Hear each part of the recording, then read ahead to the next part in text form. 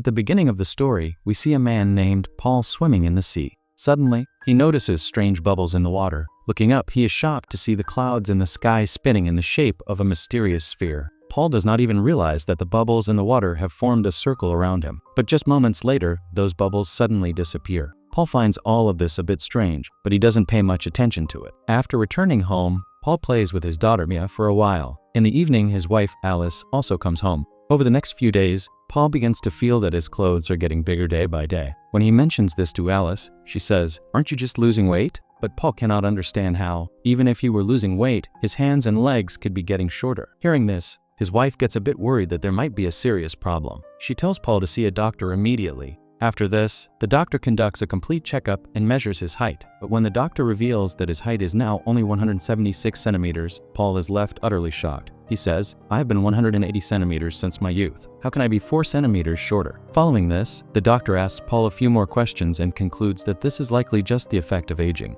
But Paul did not believe this at all. Later, when he went to work, he noticed that his helmet kept slipping off his head. At first, he thought he might have accidentally picked up someone else's helmet. But when he checked inside and read the name, it belonged to him. Now, because those strange, spinning clouds he had seen in the ocean kept flashing in his mind, Paul could not sleep that night. To tire himself out, he started exercising in the middle of the night. But after a while, Alice comforted him and took him back to bed. After this, on May 20th, while Paul was taking a shower in the morning, he felt that the shower head was much higher than before. During this time, his wedding ring suddenly slipped off his finger and fell down, leaving Paul staring at his hand in astonishment. Then, when he reached the kitchen, Alice noticed that Paul had become even shorter than her. Realizing the situation was getting much more serious this time, Paul went straight to the hospital. There, the doctors performed various tests on him. He underwent a full body scan, blood tests, and other medical examinations. But a few hours later, a doctor came and informed him that all the reports were completely normal. However, there was one very shocking finding. Paul's height was now only 165 centimeters, and his weight had dropped to just 63 kilograms. This meant that in just a few weeks, he had lost 15 centimeters in height and 10 kilograms in weight. Now, the biggest problem was that the doctor, even in his entire career, had never seen such a case and had no scientific explanation for this bizarre phenomenon. However, he accepted that Paul's body is continuously shrinking, and it is possible that this process could continue further. After this, even more tests were conducted on Paul. But that lab filled with blood in the hospital and that spherical formation in the clouds, all of it began running in his mind 24 hours a day. Paul now remained quite distressed. After another terrifying dream, when Paul woke up in the hospital, he decided that he would not waste his time here. Therefore, he left the hospital and returned home. But even after reaching home, his attention remained fixated on his decreasing height at all times. The situation became such that when he would sit on a chair, his feet could not even reach the floor. Slowly, Paul began to feel that he is also drifting away from his family.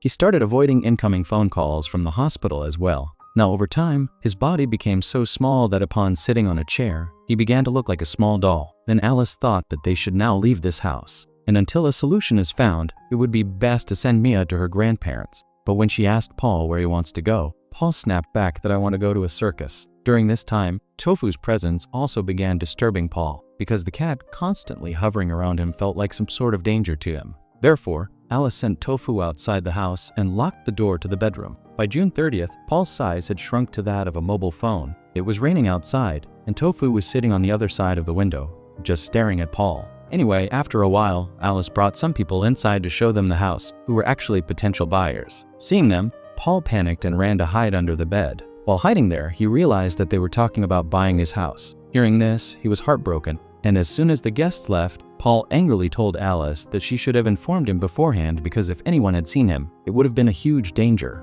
Moreover, he was also irritated that Alice was making the decision to sell the house without asking him. But Alice reminds him that she had already discussed this with him before. However, Paul keeps shouting that this house belongs only to him. Then Alice is forced to remind him that they have no money left and she cannot run this house alone anymore. While Paul is refusing to even get treated, she doesn't understand how to help him. Hearing Alice say this, Paul says, "I am not sick, only my size is shrinking, and the doctors themselves said that they don't understand what is happening to me." Now finally, Alice loses her patience too. She screams so loudly that Paul almost falls over from the sound of her voice. But realizing her mistake, Alice apologizes and walks out of the house.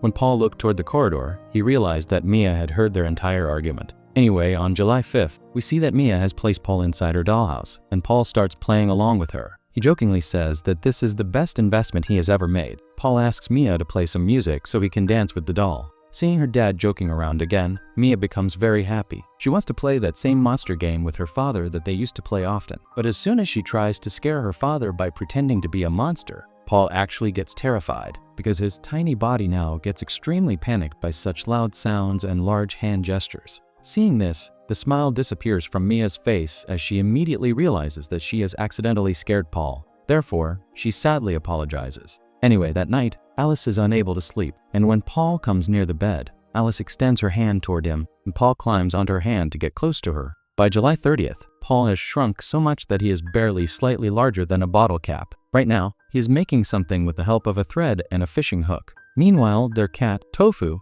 is repeatedly pawing at the pet door from the outside, and after a lot of effort, she manages to open the door and comes inside. Seeing this, Paul panics completely and accidentally falls under the fishing hook. The impact wounds his stomach, but he still carefully pulls the hook out and takes off his shirt to examine the injury. Now, because Tofu is sitting there ready to hunt him, Paul gets no time to tend to his wound. Paul picks up a needle and runs from there, with Tofu chasing right behind him. Paul tries to escape through the dollhouse, but Tofu leaps over it and comes after him again. Just then, Paul reaches the basement door and tries to hide by rolling under it. However, Tofu slides his paw under the door and strikes Paul, sending him tumbling down the stairs. Fortunately, he lands in a garbage box below, but he loses consciousness due to the impact of the fall. A while later, Alice returns home, and the moment her eyes fall upon the blood-stained shirt, she is stunned. Meanwhile, Paul regains consciousness and begins calling out Alice's name loudly. After a moment, Alice enters the basement and looks around, but she can neither see Paul nor hear his voice. Just then, Tofu also arrives there and begins making strange noises upon seeing his prey, which immediately draws Alice's attention toward him.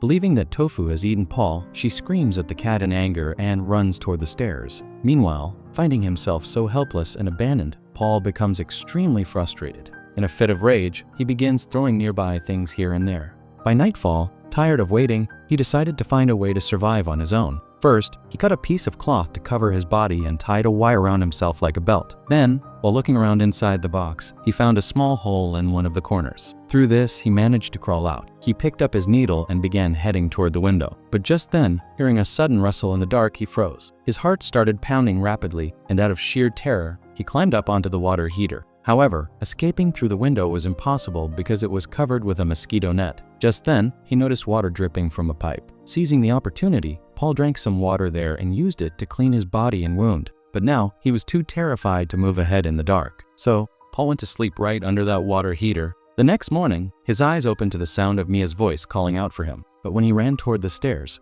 they were so high for him that he couldn't climb them at all. He screamed Mia's name as loudly as he could, but his voice reached no one. And just then, he heard the front door slam shut and the car engine start. This clearly meant that his entire family had left the house. After this, Paul begins searching for useful things around him. Just then, he finds a piece of chalk, which he uses to write his name there. Following this, he starts inspecting the gap between the furniture and the wall, where some ants were eating a small piece of cheese stuck in a mousetrap. Paul scared those ants away with his needle and tried to trigger the mousetrap by dropping a nail onto it. Nothing happened the first time, so he tried again, and this time, the trap snapped shut instantly. Now he could comfortably eat all the cheese. But just then, Paul spotted a spider up above, so he began repeatedly tapping the nail against the wall to make as much noise as possible, hoping the sound would scare the spider away. Anyway, after this, Paul tried to poke a hole in another box using the nail, but this time, he was not successful. He went back to the garbage box again and brought back a piece of cloth and a bottle cap. Filling the cap with water,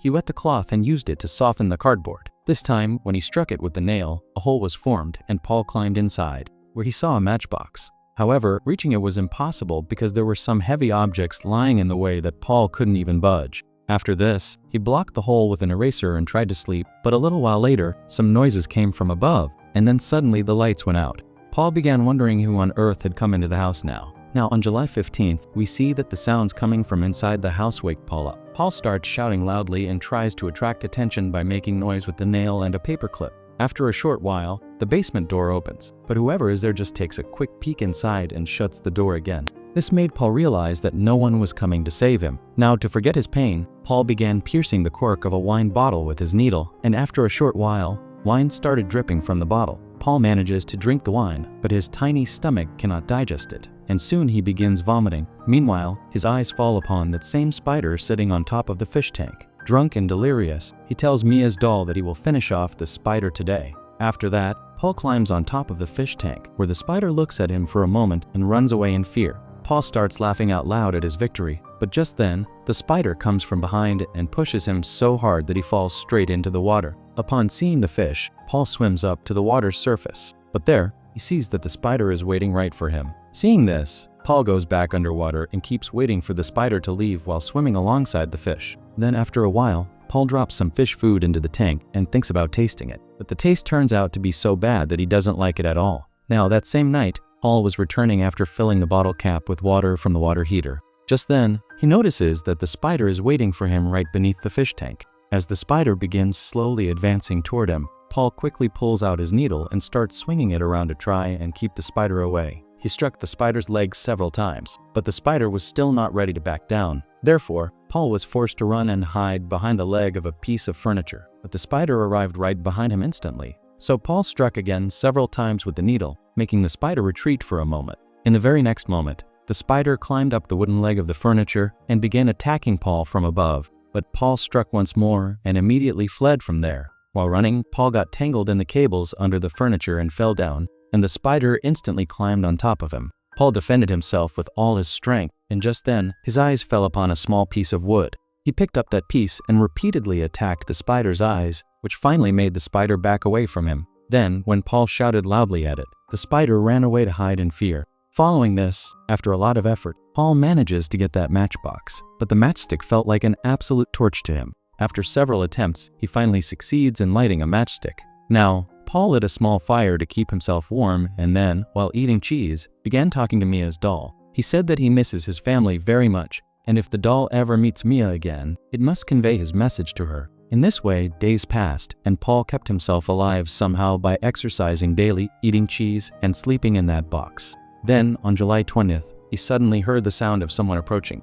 He immediately ran toward the stairs and saw a man coming down into the basement. Paul started shouting loudly and waving his hands, trying to attract his attention. But he had become so small now that even the man's voice and the sound of his footsteps felt extremely loud and terrifying. Panicking, Paul covered his ears with both hands and ran to hide behind the stairs. A pain so sharp shot through his head that he sat on the floor and began to cry. However, after a while, when the man had left, Paul slowly came out and saw that the fish in the fish tank was now gone. This meant that now he was truly completely alone. Following this, on August 2nd, a mosquito came inside through the basement window. That mosquito stared at Paul for a moment, and just then, Paul realized that his size was now roughly that of an insect. When the mosquito flew away, Paul thought that he had now become small enough that he could escape outside through the mesh of the mosquito net on the window. Thinking this, Paul begins to climb the furniture, but due to such a tiny height, it takes him a lot of time and effort to reach the top. Upon reaching the top, Paul ran at full speed, took a leap, and landed on some bricks placed in front.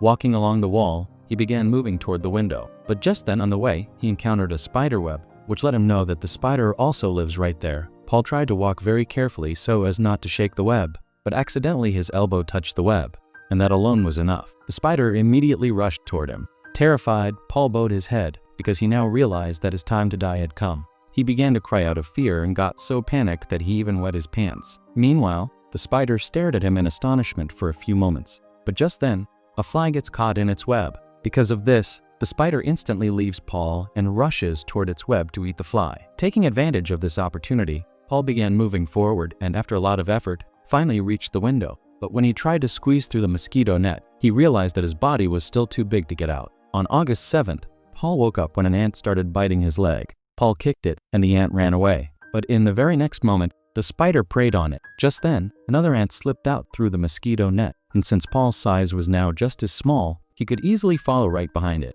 Seizing the opportunity, he immediately climbed out, escaping the spider just in the nick of time. Paul and the spider just stared at each other for a few moments. Paul wondered if the spider would feel lonely inside without him now. Anyway, he now began wandering around under the open sky. For him, even the grass was nothing less than a dense forest. Even a single drop of water was massive to him. Just then, a beautiful butterfly suddenly appeared before his eyes, and the gentle breeze from its wings brushed against Paul's face. The two of them stared at each other for a few moments. Then, the butterfly flew away. After this, looking up at the stars shining in the sky, Paul began to miss his daughter. He realized that he no longer belonged in the human world, and as he gradually shrank in size, he would probably just end up becoming a grain of dust. And with this, the story also comes to an end. I hope you enjoyed this video.